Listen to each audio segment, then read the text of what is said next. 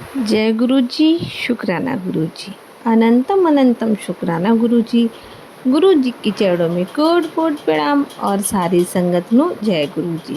संगत जी, अगर आप इस चैनल पे नए हैं तो प्लीज़ इस चैनल को सब्सक्राइब कीजिएगा और बेल आइकन को प्रेस कीजिएगा, जिससे कि आने वाले सत्संग की अपडेट आप तक पहुंच सके और आप गुरु जी के प्यारे प्यारे ब्लेसिंग भरे सत्संग सुन सकें। संगत जी, अगर आपको भी अपना सत्संग शेयर करना है तो हमें लिख कर भेज सकते हैं। डिस्क्रिप्शन में हमारा व्हाट्सएप नंबर दिया गया है। इस चैनल पे गुरु जी के प्यारे प्यारे सत्संग संगत जी के द्वारा भेजे हुए सत्संग सुनाए जाते हैं। कृपया करके संगत जी इस सत्संग को पूरा सुनिएगा, सत्संग को बीच में नहीं छोड़ते हैं। गुरु जी कहते हैं जो सत्संग सुनता है उसका कल्याण होता है। तो संगत जी, आपसे हमारी यही प्रार्थना है, आप सत्संग को पूरा सुनिएगा। क्या पता गुरु जी ने आपके लिए भी इस सत्संग के अंदर काफ़ी सारी ब्लेसिंग छोड़ी हो। तो संगत जी, आइए हम आपको एक आंटी जी का सत्संग सुनाते हैं, जिन्होंने हमें रिकॉर्ड करके भेजा है। आंटी जी कहते हैं, जय गुरु जी, शुक्राना गुरु जी, अनंतम अनंतम शुक्राना गुरु जी। ओम नमः शिवाय, शिव जी सदा सहाय, ओम नमः शिवाय, गुरु जी सदा सहाय।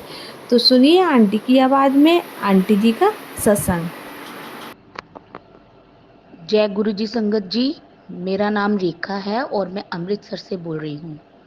मैं गुरु जी का आज सत्संग शेयर करने जा रही हूँ, क्योंकि मेरे पर गुरु जी ने बहुत कृपा की है, जिसके बारे में आज मैं सत्संग में आपको बताऊंगी।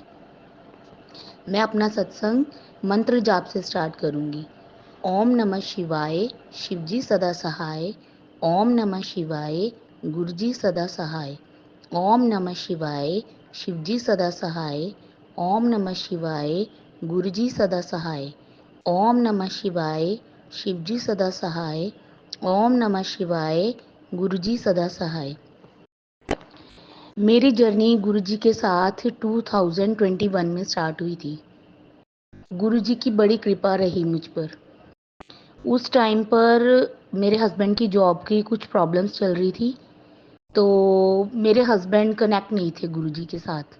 बट मैं अपनी एक फ्रेंड के थ्रू गुरु जी से कनेक्ट हुई थी, जो कि दिल्ली में रहती थी। वो फिर कुछ दिन बाद अमृतसर मुझे मिलने आई। उसने मुझे पूछा कि गुरु जी का स्वरूप है आपके पास? मैंने कहा नहीं। फिर मुझे वो गुरु जी की ब्लेसिंग देके गई पॉकेट स्वरूप के रूप में। फिर मैंने वो अपने पास रख लिया और मुझे गुरु जी के मैसेज आने लगे मोबाइल में, फेसबुक पर, कि तू जल्द ही बड़े मंदिर आ रही है। तो मैंने हंस के गुरु जी को कहना कि मेरे हस्बैंड तो आपके साथ जुड़े ही नहीं हुए, तो मैं कैसे बड़े मंदिर आ जाऊंगी। तो क्योंकि मैं उनके बिना तो आ ही नहीं सकती दिल्ली तक। तो फिर ऐसे ही कुछ टाइम बीता और महीने 1.5 महीने बाद गुरु जी का बर्थडे आ गया। तो मेरे हस्बैंड ने देखना कि मैं स्टेटस डालती हूँ उनके या कुछ है, फिर उन्होंने मेरे से पूछा कि ये गुरु जी कौन है। तो फिर मैंने उनको उनके बारे में बताया। तो कहते अच्छा। तो फिर जब उनका बर्थडे आया 7 जुलाई को, तो मेरे हस्बैंड एक छोटा सा केक लाए और उन्होंने बोला इनका केक कट करो। फिर हमने घर में उनका बर्थडे मनाया, मुझे बहुत अच्छा लगा।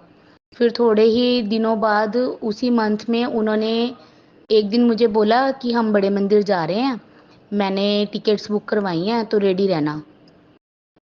मैं एकदम शॉक्ड हो गई। मैंने कहा गुरुजी ये कैसे? पर ये तो गुरुजी की महिमा थी, हम तो बस अपना दिमाग ही चलाते रह जाते हैं। तो फिर चलो गुरुजी ने बुलाया था, गुरुजी की कृपा से हम बड़े मंदिर गए। गुरुजी ने बड़े अच्छे दर्शन दिए हमें। फिर हम बाहर आ गए, मैंने जोड़े भी डाल लिए हमने। फिर मेरे मन में आया कि मैंने वो मंदिर के ऊपर बड़ा शिवलिंग है वो तो देखा ही नहीं। मैंने अपने हस्बैंड से कहा मैंने वो नहीं देखा। वो कहते बार बार हम अंदर नहीं जाएंगे, अच्छा नहीं लगता। मैंने कहा पर वो देखे बिना तो मैं जा नहीं सकती। अब वही है, हम तो जाने की प्लानिंग कर रहे थे और गुरुजी ने कुछ और सोचा हुआ था। उन्होंने अभी बहुत कुछ देना था हमें। हमें तो उनकी महिमा का अंदाज़ा भी नहीं था कि वो कहाँ तक अपनी महिमा दिखाते हैं। चलो उनकी कृपा हुई। मैंने जोड़े डाले हुए थे, मैंने कहा कोई बात नहीं, हम यहाँ बाहर बाहर से आगे चलते हैं, मैं आगे जाके बाहर से ही देख लूँगी। मैं गई, मेरे हस्बैंड भी पीछे पीछे आ गए। मैंने जाके वहाँ बाहर से ही दर्शन किए शिवलिंग के और गुरु जी का मंत्र जाप किया। मुझे बहुत अच्छा लगा। मुझे ऐसा लगा मैं गुरु जी से ही मिल गई हूँ।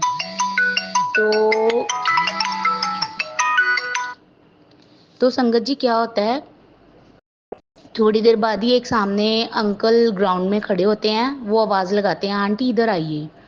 तो हम उनके पास जाते हैं। फिर वो कहते हैं सेवा करोगे? तो हम बोलते हैं हाँ बिल्कुल करेंगे। तो मेरे हस्बैंड कहते हैं नहीं, हमारा शाम की ट्रेन है, तो हमारा ट्रेन का टाइम भी हो रहा है। तो मैंने कहा कोई बात नहीं, अभी काफ़ी टाइम है तो हो जाएगा। तो फिर अंकल कहते हैं मेरे हस्बैंड को कि अंकल आप सेवा करेंगे? तो इन्होंने कहा हाँ जी मैं भी बिल्कुल करूँगा। तो वो इनको ले गए, उन्होंने इनसे ग्राउंड में, गुरु जी का बर्थडे हुआ था कुछ टाइम पहले, तो वहाँ ग्राउंड में काफ़ी काम चल रहा था। तो वहाँ पे ग्राउंड में उन्होंने इनको सेवा दी, सफाई की, इन्होंने की। वो गुरुजी हमारे कर्म काटते हैं, हमें पता ही नहीं होता और हमें उस टाइम पता ही नहीं था क्योंकि हम गुरुजी के पास फर्स्ट टाइम गए थे, हमें कुछ नहीं पता था, कुछ भी नहीं, ABCD कुछ भी नहीं पता था। वो गुरुजी जो करवा रहे थे हम कर रहे थे, वो हमारे कर्म काट रहे थे और हमें ब्लेस कर रहे थे। फिर थोड़ी देर बाद अंकल मुझे आवाज़ लगाते हैं, आंटी आप भी अगर सेवा करने जाते हैं आप भी आगे चले जाइए। फिर मैं आगे जाती हूँ, मुझे कोई दूर दूर तक नज़र नहीं आता कि मैं किसी से पूछूं कि यहाँ क्या करना है मुझे। तो साथ ही मैं देखती हूँ वहाँ पे एक लाइन लगी होती है।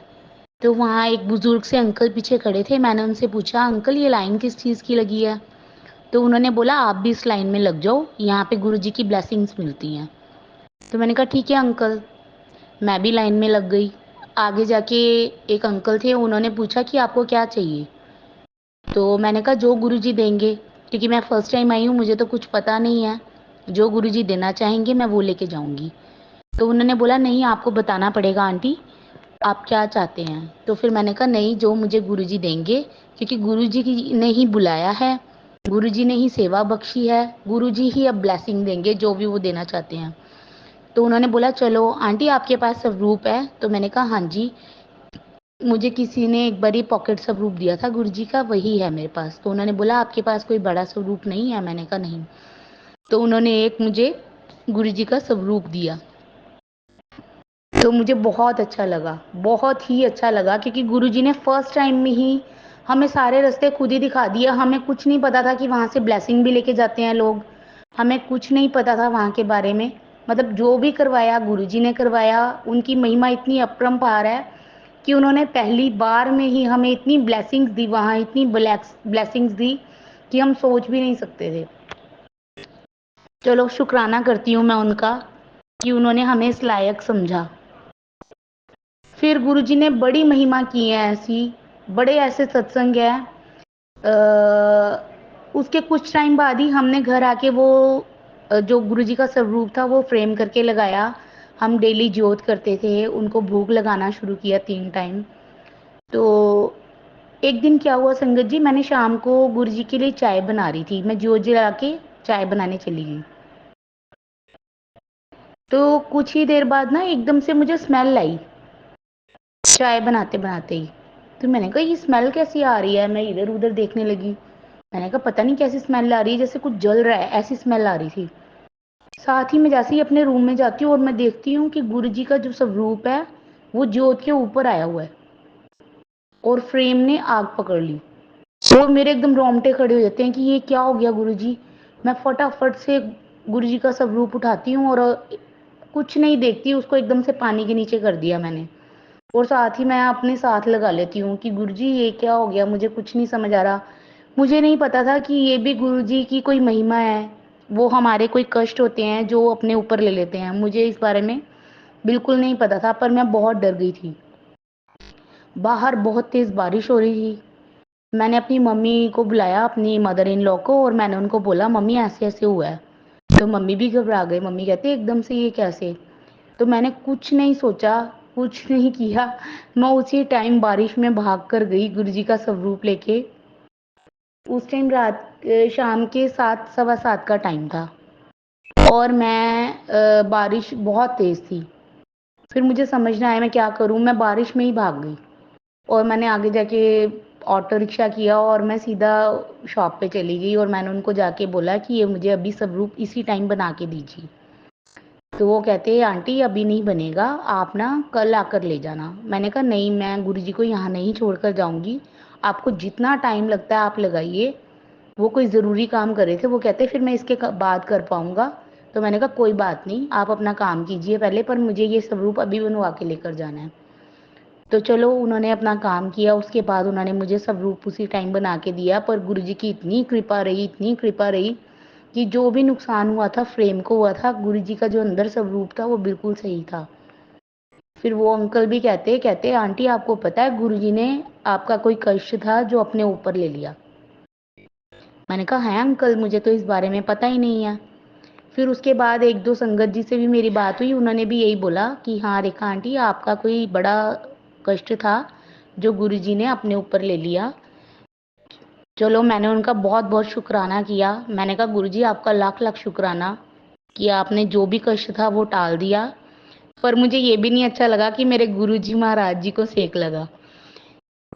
चलो उनकी महिमा ही अपरंपार है, वो ऐसे ही हमारे कर्म काटते हैं और हमें कुछ नहीं पता लगने देते।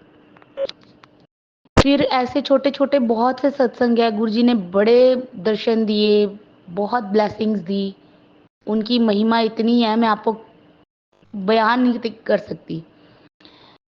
तो अब जो मेरा लेटेस्ट सत्संग है जो मैं आपके साथ शेयर करना चाहती हूँ, वो है कि मुझे एक बड़ी रेयर सी स्किन प्रॉब्लम हो गई, जिसका नाम है पैनफिगस वल्गारिस। ये अब मुझे हुई है लेटेस्ट ही, ये 2023 के लास्ट मंथ दिसंबर में स्टार्ट हुई थी। बट मुझे नहीं पता था कि ये कोई ऐसी प्रॉब्लम है, क्योंकि मेरे माउथ में ना सिर्फ नॉर्मली छाले हो रहे थे, माउथ अल्सर टाइप। तो वो मैं अपने जो हमारे फैमिली डॉक्टर थे वहाँ से मैं अपना ट्रीटमेंट करवा रही थी। 2-3 महीने मैंने वहाँ से मेडिसिन खाई। बट वही है, जब मैं मेडिसिन खाती थी तो वो छाले हट जाते थे और जब छोड़ देती थी फिर वो स्टार्ट होने लग जाते थे। तो समझ नहीं आ रहा था कुछ। चलो मैं गुरुजी को भी कहती थी गुरुजी ये जो भी है इसको जल्दी ठीक करो, पर मुझे नहीं पता था कि गुरुजी मेरे कर्म काट रहे हैं। वही है ना, हम बड़े अनजान हैं, बड़ी दूर हैं इन चीज़ों से। हमें उनकी महिमा का कुछ नहीं पता कि वो कैसे हमारे कर्म काटते हैं, कैसे हमें ब्लेस कर रहे होते हैं, हमें कुछ नहीं पता होता। फिर क्या हुआ संगत जी 3 महीने बाद ही मैंने एक दिन अपने ब्रदर से बात की। मैंने कहा मुझे फ़र्क ही नहीं पड़ रहा, मैं जब भी मेडिसिन खाती हूँ तो फ़र्क पड़ता है, फिर वैसे ही हो जाता है। तो उन्होंने मुझे बोला कि एक होम्योपैथिक डॉक्टर है, हम वहाँ पे जाके कंसल्ट करते हैं। मेरे ब्रदर मुझे वहाँ ले गए। वहाँ ले गए, उन्होंने बोला जाके आपको कोई स्किन प्रॉब्लम है, उन्होंने पर ये नहीं बताया कि आपको पेनफिगस वल्गारिस है। तो उन्होंने मेरा ट्रीटमेंट स्टार्ट किया। संगत जी मैंने वहाँ से 1 महीना मेडिसिन खाई। उनकी 1 महीना मेडिसिन खा के ना, वो जो भी ओवरऑल मेरे अंदर प्रॉब्लम थी ना, वो सारी मेरी बॉडी के बाहर निकल आई। और संगत जी मेरा इतना बुरा हाल हो गया, इतना बुरा हाल हो गया कि मैं आपको बता नहीं सकती। पहले तो जब मेरे माउथ में ही अल्सर टाइप चला हुआ था, मैं ढंग से रोटी नहीं खा पा रही थी, कुछ नहीं। मैं ज़्यादातर लिक्विड पे ही थी। फिर जब ये मेरी प्रॉब्लम सारी निकल आई बाहर, उस टाइम भी मेरे मुँह का बहुत बुरा हाल था और मैं उस टाइम बिल्कुल ही लिक्विड पे आ चुकी थी। और उस टाइम मेरी रात की नींदें तक उड़ गई थी। 2 महीने तो मैंने ढंग से सोकर तक नहीं देखा। सारी रात मैं जागी रहती थी क्योंकि मेरी बॉडी पे ज़ख्म हो गए थे।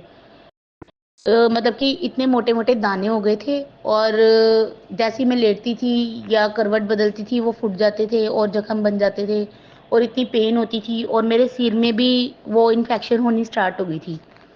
मेरे सिर से भी केमिकल टाइप निकलना स्टार्ट हो गया था। मैं बड़ी तंग हो गई थी कि ये मुझे क्या हो रहा है। फिर मैं अपनी मम्मा के घर चली गई, वहाँ पे मैं 1 मंथ रही। उन्होंने भी बड़ा किया, तो ट्रीटमेंट भी चलता रहा, पर किसी को भी कुछ नहीं समझ आ रही थी। वहाँ मेरे इन-लॉज़ भी बहुत परेशान थे और वहाँ मेरे मदर होनी भी, सभी बहुत परेशान थे। किसी को नहीं समझ आ रहा था कि ये क्या चल रहा है। पर वही है, गुरुजी के आगे हम अरदास कर रहे थे और गुरुजी कर्म काट रहे थे। तो संगत जी उससे क्या हुआ, इस प्रॉब्लम के कारण अब अंदर कुछ प्रॉपर जा भी नहीं रहा था। मुझे उसके साथ-साथ पाइल्स की प्रॉब्लम भी स्टार्ट हो गई। तो काफ़ी चीज़ें जो है मैंने फ़ेस की उस टाइम पर, और मैं वही अब बयान नहीं कर सकती कि उस टाइम मेरी क्या सिचुएशन थी, क्या झेला मैंने, ये मेरे गुरुपा को पता है या मुझे पता है। पर कहते हैं ना कि जब वो हमारे कर्म काट रहे होते हैं, वो फिर भी हम पे 10% ही कष्ट देते हैं, 90% तो वो अपने आप पर लेते हैं। वही मैं सोचती हूँ कई बार कि अगर वो 10% मैं बर्दाश्त नहीं कर पा रही थी, तो मेरे गुरुपा ने वो 90% कैसे बर्दाश्त किया होगा, ये वो जानते हैं, सिर्फ वही जानते हैं। पर गुरु जी की इतनी महिमा रही, इतनी महिमा रही। एक दिन मैं इतनी तकलीफ में थी, मुझे इतना पेन हो रहा था, मैं बड़ा रोई। संगत जी उस टाइम मेरा दिमाग नहीं काम कर रहा था, उस टाइम कुछ नहीं हो रहा था क्योंकि मैं इतनी प्रॉब्लम में थी। मैं कई बार गुरु जी को बोलती थी, गुरु जी ये क्या हो रहा है, मुझे कुछ नहीं समझ आ रहा। अगर आप इतना, ये जो मेरे को इतना कष्ट मिल रहा है ना, मेरे से बर्दाश्त नहीं हो रहा, या तो आप मुझे ले जाओ। मैं उनको ऐसे बोलती थी। फिर मैं उनको ये बोलती थी, अगर मैं आपको ये बोलती हूँ मुझे ले जाओ, तो फिर बच्चों को कौन देखेगा। मुझे फिर बच्चों की भी टेंशन होती थी क्योंकि मेरे बच्चे भी अभी छोटे हैं, इतने बड़े नहीं हैं। फिर कई बार मैं छत पर जाती थी तो मेरा दिल करता था मैं यहाँ से छलांग मार दूँ। बड़ी उस टाइम मतलब माइंड बहुत डाइवर्ट होता था, इतनी प्रॉब्लम जो बर्दाश्त नहीं हो रही थी। पर फिर भी मैंने बड़ी हिम्मत बनाए रखी कि नहीं, ये गलत स्टेप है, ऐसा कभी नहीं करना चाहिए संगत जी। और वैसे भी ऐसा स्टेप कभी ज़िंदगी में नहीं लेना चाहिए, जितना मर्ज़ी आप पर कष्ट आए। क्योंकि अगर दुःख आता है तो उसके बाद सुख ज़रूर आता है। अगर हम सुख में खुश होते हैं, तो हमें दुःख को भी सहन करने की हिम्मत होनी चाहिए। कभी भी जितना मर्ज़ी कष्ट आए, कभी भी ऐसा स्टेप नहीं लेना चाहिए कि हम सुसाइड कर लें या कुछ कर लें। क्योंकि वो होता है कि इंसान खुद तो चला जाता है, पर जो है अपनी पिछली ज़िंदगी होती है ना, उन सबको बहुत तकलीफ़ होती है बाद में। ऐसा स्टेप कभी नहीं, वही कहते हैं ना, कष्ट भी बर्दाश्त कर लेना चाहिए, पर कभी भूल कर भी ऐसा स्टेप नहीं लेना चाहिए। चलो, गुरु महाराज जी ने बड़ी कृपा की। फिर एक दिन था, मुझे बड़ी ही ज़्यादा पेन हो रही थी, बहुत ही मैं तकलीफ़ में थी। मैं अपने पापा के पास बैठ गई। मैंने अपने पापा की ना टांगे पकड़ ली। मैंने कहा, पापा मुझे बहुत पेन हो रहा है, मुझसे बर्दाश्त नहीं हो रहा, मैं क्या करूं। मैं बहुत रोई। मेरे पापा भी रोने लग गए। मेरे पापा ने बोला, बेटा मेरे आगे मत रो, गुरुपा हमारे पिता हैं, मैंने तुझे जन्म दिया है, पर जीवन दान हमें वही देते हैं, हमारी तकलीफों को, हमारे कष्टों को दूर वही करते हैं। तू उनके आगे अरदास किया कर। फिर मेरे पापा भी बड़ा रोए गुरुपा के आगे। मैंने भी गुरुपा को बड़ा बोला। मैंने कहा, गुरु जी बस, अब और नहीं बर्दाश्त हो रहा, अब आप कोई ना कोई हल निकाल दो, मेरा अब बस हो गई मेरी, अब नहीं मेरे से बर्दाश्त होता। फिर गुरुपा की बड़ी महिमा हुई। उसके दूसरे दिन ही मेरी बॉडी पे और मोटे मोटे पिंपल्स हो गए, जिनमें पानी भर गया, मतलब कि बहुत ज़्यादा मेरी कंडीशन खराब। तो मेरे हस्बैंड थोड़ा सिटी से, अमृतसर से, हब सिटी में हम रहते हैं, तो अमृतसर से थोड़ा दूर जॉब करते हैं। तो उनको पता लगा, तो फिर वो उसी दिन वापस आ गए। उन्होंने बोला कि दिखाते हैं डॉक्टर को। पर जिन्होंने भी देखा ना, बड़ों ने घर के, सब ने बोला कि ये चिकन पॉक्स लग रहा है। तो हमने जो भी चिकन पॉक्स का भी होता है, जो भी कि परहेज वगैरह वो किए 2-3 दिन। और फिर उसके बाद उन्होंने मुझे मंदिर जाके मत्था भी टिकवाया, वहाँ से हमने छिट्टा भी लिया। बट उसके बाद भी वो चीज़ ख़त्म नहीं हुई, वो बढ़ रही थी। फिर इन्होंने बोला कि अब हमने सब कुछ कर लिया ना, सारे डाउट्स क्लियर कर लिए, बट हमने अब एक स्कि अगर डॉक्टर ने तुम्हें बोला था कि ये स्किन की प्रॉब्लम है, तो हम स्किन डॉक्टर से कंसल्ट करेंगे कि ये एग्जैक्ट प्रॉब्लम है क्या, हमें पता तो लगे। फिर हम एक डॉक्टर के पास जाते हैं। उन्होंने फिर हमें बताया कि ये पेनिफिगस वल्गारिस है, और ये बड़ी रेयर सी प्रॉब्लम है, ये 90-100 लोगों में किसी एक को होती है। तो हमने कभी सुना ही नहीं था इसके बारे में। हमने बोला ठीक है जी। पर फिर भी एक डॉक्टर की बात पे हमें बिलीव नहीं हुआ। फिर हम दूसरे डॉक्टर के पास गए, तीसरे डॉक्टर के पास गए, चौथे डॉक्टर के पास गए। हमने 4 डॉक्टर से कंसल्ट किया, और सभी डॉक्टर्स की एक ही वर्डिंग थी। और सभी डॉक्टर्स ने बताया कि इसका ट्रीटमेंट लंबा होता है, साल से 1.5 साल लगता है इसमें। और ये हमारे इम्यून सिस्टम को लेके होती है कि हमारा इम्यून सिस्टम जब थोड़ा गिर जाता है तो उसके कारण ये प्रॉब्लम हो जाती है। तो फिर हमने कहा चलो ठीक है। फिर हमने उनमें से डॉक्टर चूज़ किया और हमने अपना ट्रीटमेंट स्टार्ट करवाया। पर उस टाइम मेरी कंडीशन बहुत ख़राब हो गई थी। मेरी बाजुओं पे, मेरी टाँगों पे भी आधे मतलब कि आ गए थे ज़ख्म।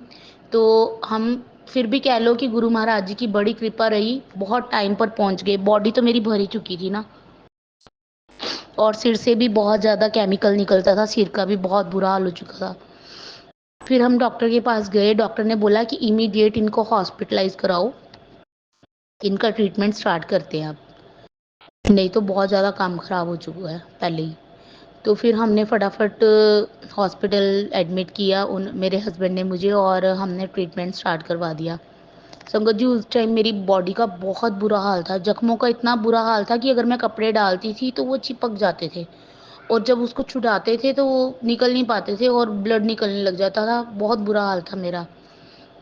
आप बिलीव करोगे कि मैं 4 महीने से कॉटन के दुपट्टे में या कॉटन के खुले-खुले झबले टाइप बनाकर, कुर्ता टाइप, वो डाल के घूमती थी बस घर में।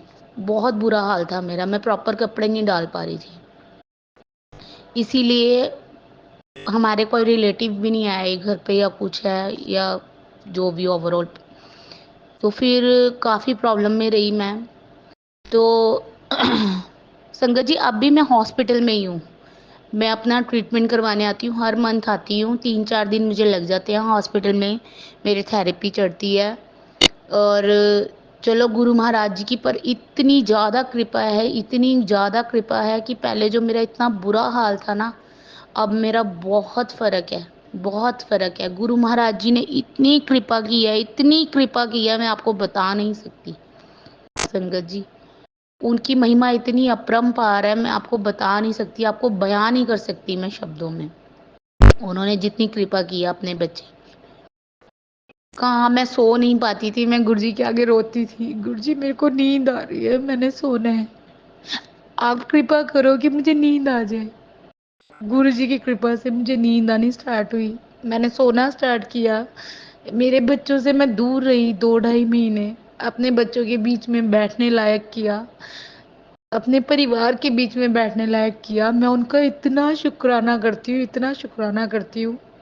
मैं गुरु जी का जितना शुक्राना करूँ उतना कम है। उनकी इतनी कृपा है संगत जी, इतनी कृपा है, मैं आपको बता नहीं सकती। वो इतनी कृपा करते हैं अपने बच्चों पर, हर पल उनका साथ देते हैं, हर पल। सिर्फ हमें वो नज़र चाहिए उनकी कृपा को समझने की, उनकी महिमा को समझने की। पर वही है ना, हम इंसान हैं, हम भटक जाते हैं। पर नहीं संगत जी, उन पे एक बारी विश्वास करके रखिए, देखिए उन पे सब कुछ छोड़ के देखिए, अपने जीवन की डोर उनके हाथ में थमा के देखिए, फिर उनकी कृपा देखिए कि वो क्या है। फिर आपको एहसास होगा संगत जी, उनकी बहुत ज़्यादा कृपा है अपने बच्चों पर, बहुत ज़्यादा। फिर संगत जी, जब मैं फर्स्ट टाइम हॉस्पिटल एडमिट हुई थी, तो गुरु जी के मंदिर से ना हम पहले शिवरात्रि के दिन हम दर्शन करने गए थे। वहाँ पे हम लोटा ब्लेस करवा के लाए थे। संगत जी, जो लोटा हमने ब्लेस करवाया था, जब मैं फर्स्ट टाइम हॉस्पिटल एडमिट हुई तो मेरे हस्बैंड ने मांझ के रात को, फिर मैं गुरुजी के आगे रोज रखती थी घर पे भी, तो मेरे हाथ पे ड्रिप लगी थी, तो यहाँ पे मेरे गुरुजी हस्बैंड ने साफ किया, और मैंने रात को गुरुजी के आगे रखा, और सुबह गुरुजी ने इतना बड़ा ओम दर्शन दिया हुआ लोटे के अंदर। उनकी इतनी अच्छी ब्लेसिंग मिली, मुझे वहीं से विश्वास हो गया, गुरुजी मुझे पता है मेरा ट्रीटमेंट आप कर रहे हैं, और अब आप मुझे बिल्कुल जल्दी, बहुत जल्दी ठीक करेंगे, और मुझे जल्दी घर लेके जाएँगे।